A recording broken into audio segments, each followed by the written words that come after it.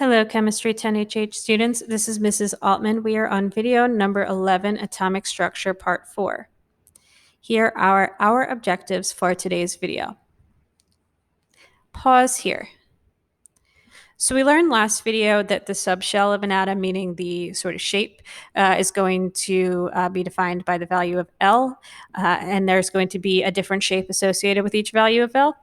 And then the shape of the orbital is just showing the probability distribution, meaning where the electron is most likely to be, but we do not know exactly where it is.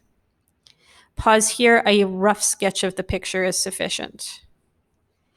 All right, so when L is equal to 0, we are in what's called the S subshell, which is spherical. It can hold up to 2 electrons. So the axes here are just showing that it's 3-dimensional. For all the future ones, you could just draw one of each and you don't need to label the axes. Pause here. You don't need to label the axes for the picture. Right. So when L is equal to 0, we are in the P subshell. If L is equal to, did I just say 0? I meant 1.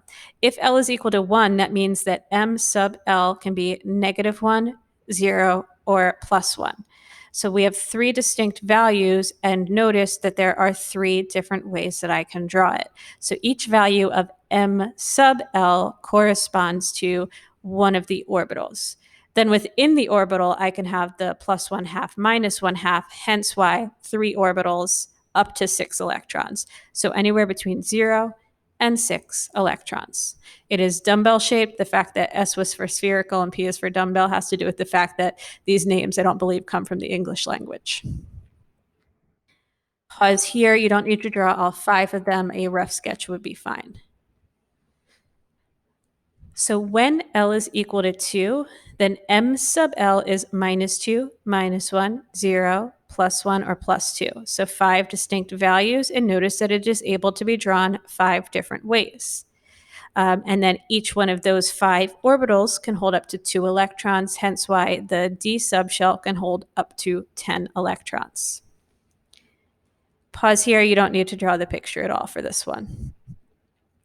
So when L is equal to 3, that means M sub L is -3, -2, -1, 0, +1, +2, or +3. So 7 distinct values, so 7 orbitals.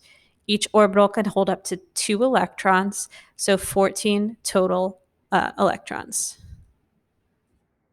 Pause here. All right, so there's a number of different ways we could do this. I'm going to walk through just the way that I thought about it. So n is equal to 1, L is equal to 0. So this is the S subshell. So I can just know it's 2 electrons. So it's going to be in your best interest to just have memorized S can have up to 2, P up to 6, D up to 10, F can have up to 14 for where we're going from this. So if you haven't already, it'll be a good idea to do so. There's a couple of different ways you could approach the n is equal to 2. I'm just going to pick the way that I think makes the most sense to me. So if n is equal to 2, that means L is equal to 0 or 1. Which is really S or and P rather. So 2 plus 6, that could be up to 8 electrons, but it says MS is +1/2.